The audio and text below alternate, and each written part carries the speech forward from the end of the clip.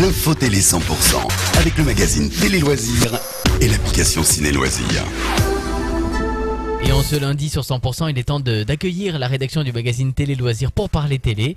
Bonjour Fanny Pétoin. Bonjour Sébastien. Alors le coup de cœur de Télé Loisirs pour notre soirée, c'est L'amour est dans le pré, les portraits. C'est la 11e saison déjà. Hein. C'est déjà la 11e saison et ce soir c'est la deuxième salve des portraits de L'amour est dans le pré.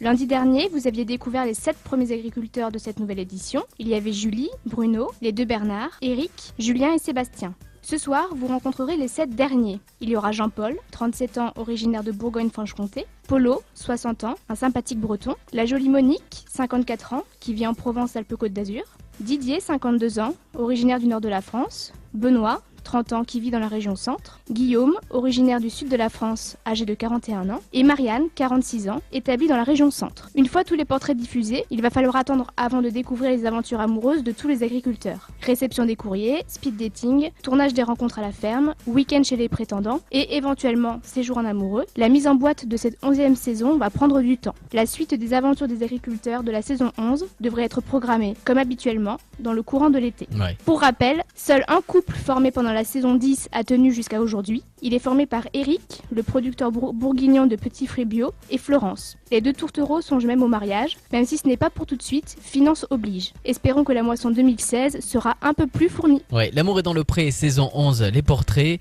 c'est ce soir sur M6. Ciné Loisirs nous recommande de regarder Contagion, c'est sur TMC. Exactement. Alors c'est un thriller signé Steven Soderbergh qui est sorti en 2011. Bon, si vous êtes hypocondriaque, ce n'est peut-être pas le meilleur choix, et on va quand même vous faire le pitch. Oui. Un virus d'origine inconnue touche une maman et son petit garçon, mais épargne étrangement le père. Les symptômes de la maladie, effrayants, se diffusent très rapidement, et tous les médecins sont sur les dents pour tenter de mettre à jour un vaccin. Au casting, on retrouve Matt Damon, qui réalise avec ce film sa 6e collaboration avec Steven Soderbergh. Souvenez-vous, ils avaient par exemple travaillé ensemble sur Ocean's 11, Ocean's 12 et Ocean's 13. Marion Cotillard, Kate Winslet, Jude Law et Laurence Fishburne complètent ce casting 5 étoiles.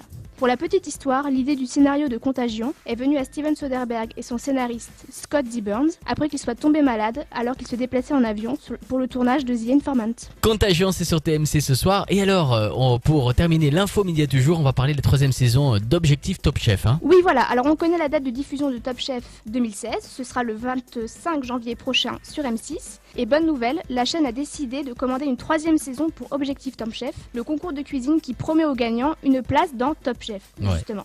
Cette année, c'est Charles Gantois, un Vosgien de 20 ans, qui a remporté la compétition et qui intègre donc le casting de Top Chef 2016. Pour rappel, le gagnant de la toute première saison d'Objectif Top Chef, Xavier Koenig, avait emporté dans la foulée Top Chef 2015. On souhaite à Charles Gantois le même succès. Ouais, allez hop, tout le monde au fourneau. Merci beaucoup Fanny Pétoin, l'info télé avec Télé Loisirs revient demain sur 100%. Passez un bon début de semaine. Merci Sébastien. L'info télé 100% avec le magazine Télé Loisirs et l'application Ciné Loisirs.